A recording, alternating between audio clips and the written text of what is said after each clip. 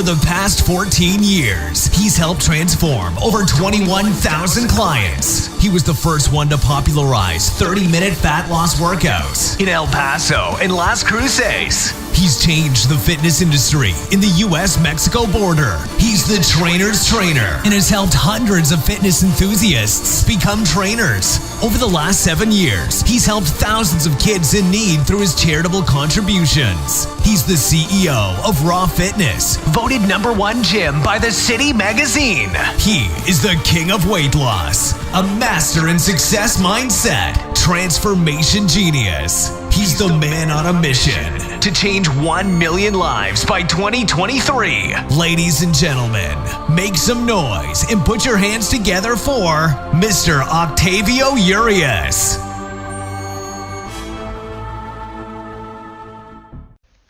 Good morning, good morning. How's your day going? Good morning, hope you're doing awesome. Papa Rock here, Octavio Urias, owner of Raw Fitness. And if you're stuck in a plateau, I got some good news for you. I'm gonna share some of the tips that I've used to break plateaus for myself after training for 15 years and to help other people who've been training for a while that have been stuck. And this is a few of the many strategies we use in our 21-day shred at Elite and in our 4-week challenge at Elite, because we take people who have been working out for a while, not someone who's brand new. When you're brand new, it's easy to get results, but when you've been doing it for a while, your body adapts, right? So I'm gonna be sharing some of the strategies, just a few, maybe 2 or 3 strategies that you can apply. Really easy, really simple. Not easy, I mean, they're simple, but you gotta work hard, right? So let's see, who's in here? Ale Monreal, good morning. How are you? Hope your day is going great. So again, if you've been stuck on a plateau, maybe you've been training for a few months, maybe you've been on and off, maybe you've been training for a few years, and you know, the more you do this, of course, the harder it gets for you to get results. It's like when you're starting a car, when you start to accelerate, right? Like you start getting speed, and it's easy to start getting more speed and more speed. But once you get to the top, once you're maxing out that car, I mean, if you're at like 120 or 30 or 40 miles, like it's just harder and harder to get each and every single mile, right? So it's the same thing with your body. However, it doesn't mean that it can be done. Steven, good morning. Michael, good morning. Hope you guys are doing awesome. So I'll be talking about plateaus. So what do you think? You think you need to work harder, or do you think you need to work smarter? If you've been training for a while, whether it is a few months, Juan, good morning. Whether it has been for a few months or a few years or on and off, and you've been training and you got results at the beginning, but now it seems like it's just harder and harder for every single pound or for every single, body fat percentage. So what do you think the key is? Is it to work smarter or to work harder? I would like to know your input. Betty, good morning. Bianca, good morning.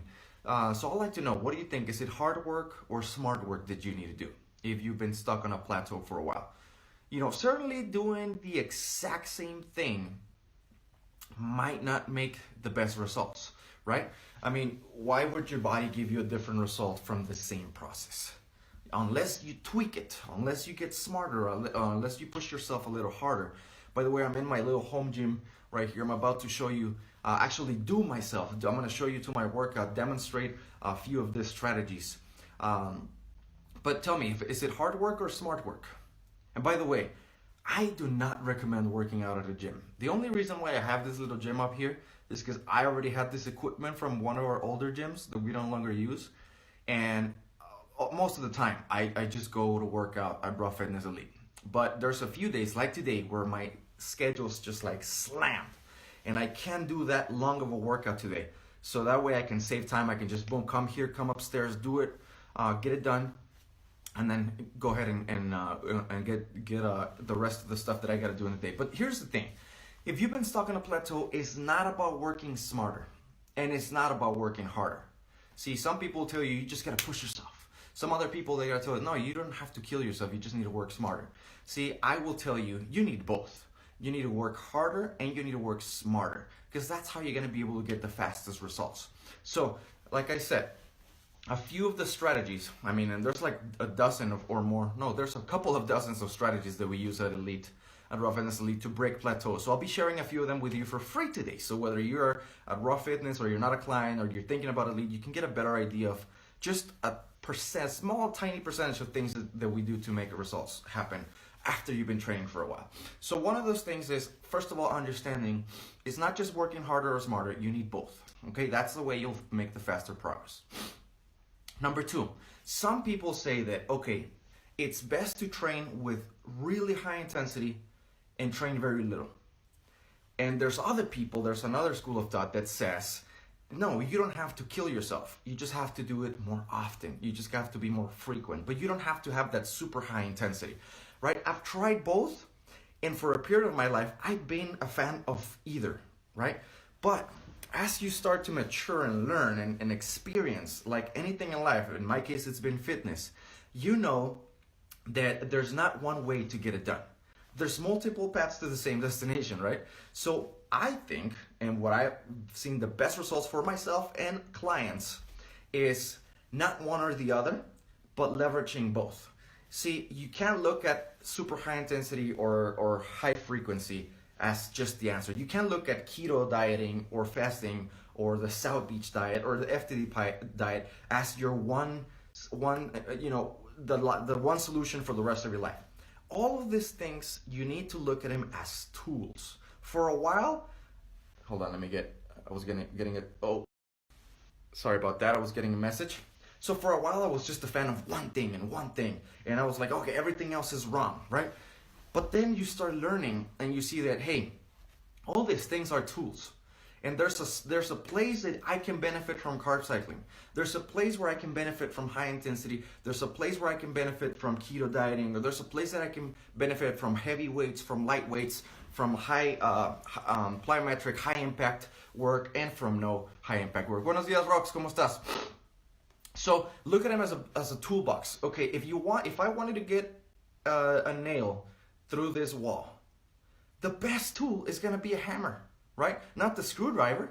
So why would I get obsessed with like, no, screwdriver's the way? No, let me use a hammer because what I'm trying to do right now is get a nail through that wall. Now, if I wanted to get a screw through that wall to hang a frame, then the hammer is not going to be the best idea. I need the screwdriver. And that's the same thing that's the same way it works here. Like, okay, what exactly are you trying to do? There's not just one way. Okay, what tools can you use? Now, here's another thing to understand. If you've been doing the marathon style, low intensity, high frequency, high volume, and you're stuck, chances are you need to incorporate some of the high intensity. Not get rid of that, but add some high intensity, short volume stuff, short time stuff, so that your body, gets that effect. See, your body adapts to everything. So if you've been doing light weights for a while, your body is gonna adapt. You don't need to get away from light weights. You just need to start either doing more work with those light weights or start incorporating some heavy lifts, right? Or the other way, if you've just been training heavy, you're gonna see tremendous benefits from training light, okay? So today I'm not lifting weights. I'm actually gonna talk about fasted cardio. And that's one of the things that we use with our elite challengers. One of the many strategies, but there's two types of cardio. High intensity, like we said, and low intensity for long duration. Both work. We actually use both because we want to get the best of both worlds. Today I'll be doing this side, the high intensity, short duration, and I'm going to show you what the biggest mistake is. The most common mistakes that I see people making with high intensity interval cardio or interval training is they do this. They go through the intervals, like they go hard work, but not super drastic. Then they don't recover fully. See, high intensity interval training, it means for a certain period of time, you go all out, and for another period of time, you bring it down, you recover, then you repeat, okay? So, my legs are cramping up down here because I'm on my knees. So, this is not high interval training. So, most people will make the mistake that they don't push themselves hard enough in the high intensity short period. And when it comes to the recovery period, they don't back off enough to fully recover because they feel like they're wasting time or they shouldn't be resting. The best results for fat burning to boost your metabolism from HIIT, high intensity interval training, is by having huge spikes and drops, being very drastic. And I'll demonstrate right now because I'm about to do my high intensity interval workout myself. So what you want to do is, you don't want a super long high intensity window. Like some people will call these intervals like, okay, I'm gonna go for 3 minutes of hard work and 1 minute of recovery. That's not high intensity interval training because your body can either go hard for a short time or endure without that much intensity. It cannot do both effectively. Okay, so yes, that's effective. Like, let's say if you're training for a fight or boxing, or that mimics like what you're going to be doing. Okay, 3 minute rounds or 5 minute rounds with 1 minute rest. Then that's effective. But in this scenario, again, we can't generalize. We're talking about this scenario. In this scenario, we're talking about fat burning. We're talking about boosting your metabolism. We're talking about getting shredded, getting toned, getting, just super cut and get that muscle definition. For that purpose, that's not the most effective way. Okay? You're gonna have a very short amount of time. Usually, this is gonna be about 15 seconds to 20 seconds. 30 seconds will be like really pushing it, because after that, I don't care in what shape you are. If you're giving a draw, after those 15, 20 seconds, your performance is gonna start, going down. Even if you've been training for a while, unless, again, you're pacing yourself and you're just trying to be efficient, which is not the topic of today. That's a whole nother conversation. For today, it's all about how can you get insane muscle tone, boost your metabolism, and just burn more fat. For that purpose only, then we're gonna have a very short interval when we go balls to the wall, like no holding back. After those 15 seconds or 20 seconds or 30 second max, I use all of them. Today I'm doing 15s. You should feel like you just did like a 10-minute thing. Like, oh my God, like every second should feel like I'm not gonna make it. This is too hard. Okay, so that's how it should feel. And then when you're gonna get into that recovery period, you really need to back off. So a lot of times it's just gonna be walking. It's just gonna be really pedaling. Sometimes it's just gonna be completely stop and breathe and catch your breath and really focusing on bringing that heart rate down, getting that recovery. Why? Because the next high interval phase is just around the corner in a few seconds, and you wanna be able to be recovered and hit it full force again. See, if you don't back off enough, which is the biggest mistake that I see in this type of training, you can give your all on the next high interval training. And each interval that comes, your performance start going down and down and down and down and down, and you end up doing this, which doesn't do much for fat burning. That's just like doing steady cardio pretty much, okay? Which is the other one that works as well. But this training, if you want to get the best bang for your buck, you're gonna do very short time, 15 to 20, highest 30 seconds of hard work, then completely back off, recover, take more time. So like what I'm doing today is just one example that works amazing. I'm gonna go for 15 seconds, all out. Then I'm gonna back off for 45 seconds. See, I'm taking 3 times in this case, the time to recover. And what am I doing on that recovery? I'm not gonna do anything. I'm just gonna fully recover, just breathe so that I can go back again. Somebody says, Gabriela says, but Raw doesn't let me catch my breath. Absolutely, and they shouldn't. That's because that's another type of training. See, this is, like I said, this is just one tool in the toolbox, something that we do different outside of Raw and outside of Elite. This is something that we have our clients do first thing in the morning or in the weekends when you don't go to Raw or you don't go to Elite. So for example, today is Friday, we're closed. That's one of the days that I do, or on the weekends, on Sundays, that's when I do my high interval training. Again, like I said earlier, this is not to replace Raw or Elite. This is another tool in the box so that you can break a plateau. Now, you don't do this every day.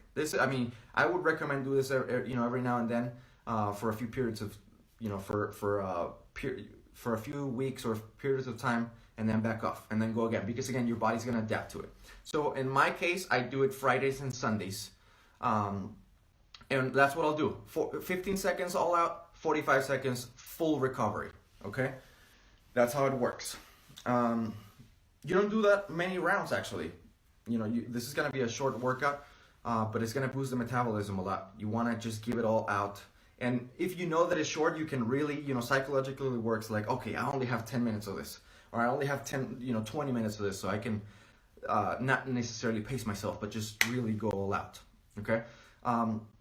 I'll show you how to do that. I'll do a few of them. There's many exercises you can do, but this mainly works with cardio. So you can do high impact stuff like jumps, plyometrics. Like in my case today, I'm gonna use the air bike and I'm gonna do jumping lunges, and I'm gonna go back and forth between those two just because I want to emphasize my legs today as I do the interval interval training. So here's the other thing. Once you get used to something, so the first one is that the high intensity interval training, right? That's something that can help you break your plateau for fat burning. But doesn't mean you stop the other stuff. You keep everything else you're doing. This is just another tool you're adding. This is the icing on the cake. Fasted state work. It works if you're doing this on an empty stomach before your first meal. Regardless of what time your first meal is, if you do this before your first meal, there's been a long period of time since your last meal. So you're pretty much done burning those calories or utilizing that food. So you're gonna force your body to use store fat for energy, right? Especially if it's long, steady state cardio. On high intensity interval training, your body's gonna prefer using carbs for energy, but it's still gonna boost your metabolism a lot, so you burn a lot of fat for the next day or two from this workout. Like this workout will help you burn fat for the rest of the day and up to 48 hours, okay? So fasted, do it on an empty stomach so that you force your body to use stored energy, not the food that you've been eating, okay? That's another tip we use. And then of course, I don't know if you can see back here yet. I have a training mask right here and I have a weight vest down here. Why? Because you want to always challenge yourself. Now, if you're starting or you've never done anything like that, then you don't need that. Just doing the training that I'll show you today, which looks way easier than it actually is. You have to do it before you really judge, because you're gonna be like, Papa, is that all he's got? Like, trust me, I don't care in what shape you are. If you go 100% for that period of time, like you maintain it, it is ridiculous. It is ridiculous. You'll feel like you've never worked out in your life. Okay, so try it before you judge. But once you're adapted to that, and again, you don't have to start like that. When I started, I couldn't lift an empty barbell. Like, I was just super weak. I remember I tried to bench press the barbell alone for the first time, and I got stuck. I couldn't lift it, not even once. So I was like all red, killing myself, and I had to scream for help so that somebody else in the gym come and help me get it off my chest, because I almost killed myself. It was like up here and close to my neck. So you don't have to start it, but as you go, you build endurance, you build strength, you build stamina and conditioning. So you gotta constantly push the bar higher and higher. So in my case, since I'm already used to doing body weight stuff and that kind of deal, I add two things. The first thing I added, okay, was the weight vest. Why? Because if I am just with my body weight and I'm used to it, then I need to do more work. And in this case, we said it's not about more work, it's about short duration, high intensity. So I'm gonna be 40 pounds heavier with that vest, 40 pounds heavier than I really am. And every single rep, okay, that's gonna make it way more challenging. And also you're gonna get a benefit of resistance training. Like if you were doing weights as you're doing cardio, you're doing both at once, super effective. Once I graduated from that, I added the training mask that I'll put on right now. And you've seen me with that a few times and you're like, what is that? What is that for?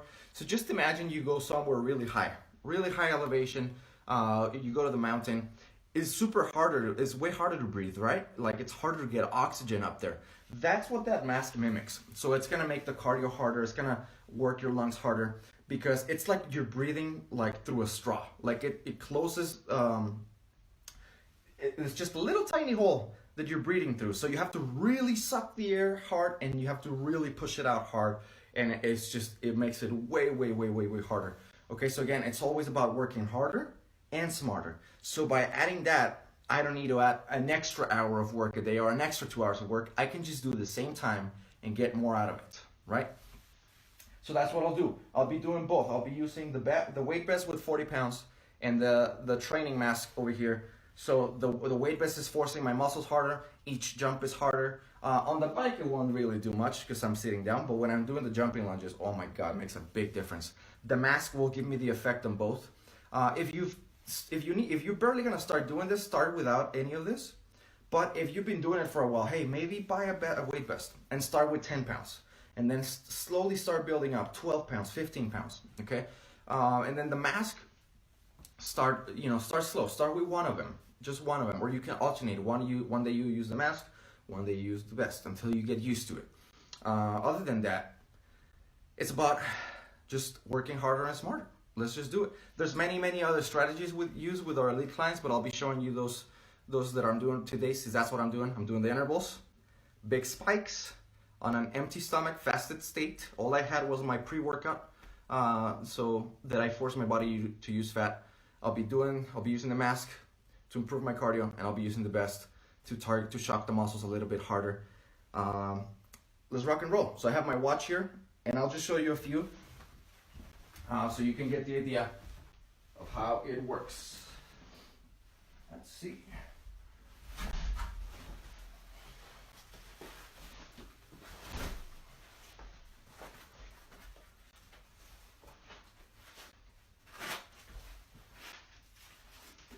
Vest is on.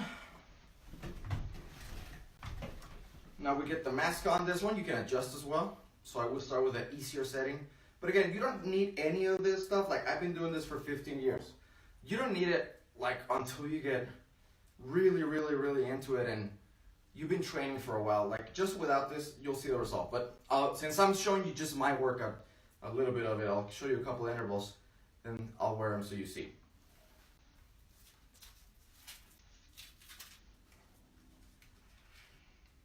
So again, we go all out, short time.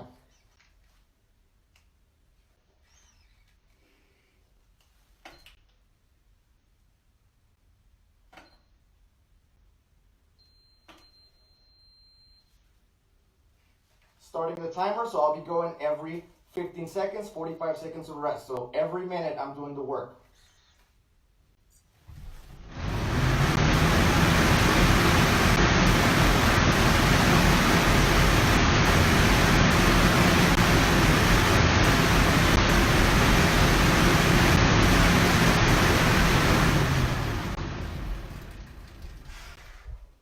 Then I'm really going to let it go down 45 seconds, just fully recover, fully back off, and I'll go into the 15 seconds of jumping lunges.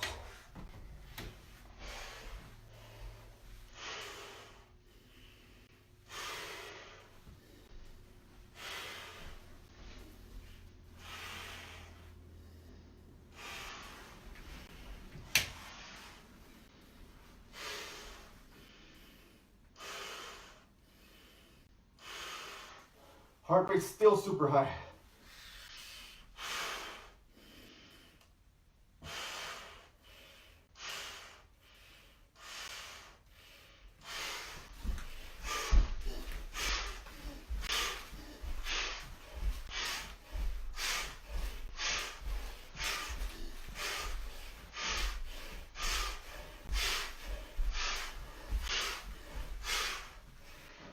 "45 seconds.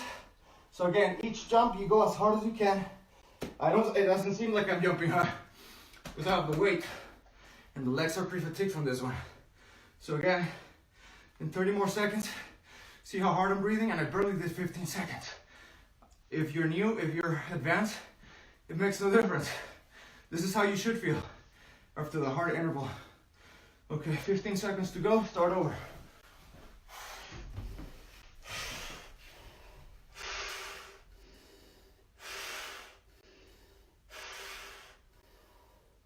Five seconds.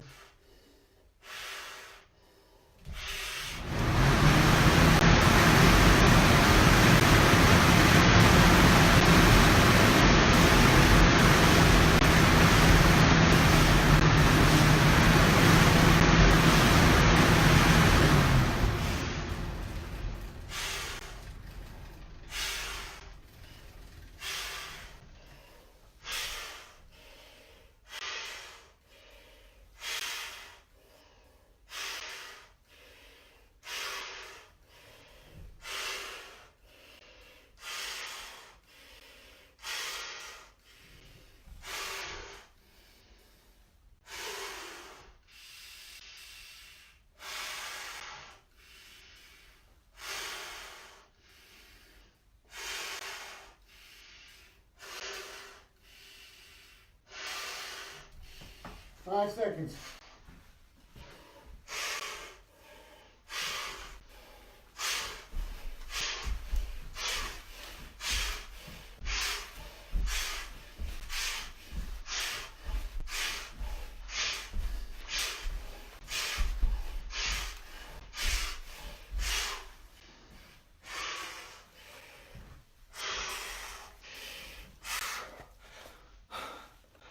Okay, so if you can tell, giving absolutely everything for that 15 seconds, then fully back off. And I'm doing it on an empty stomach, just pre-workout and water in. Making it more challenging with this and with this. That way I don't have to work out more time. I can just get more out of it. And if your body's not used to it, it's gonna have to give you a response. All right, next one starting in 10 seconds. I'll see you guys soon.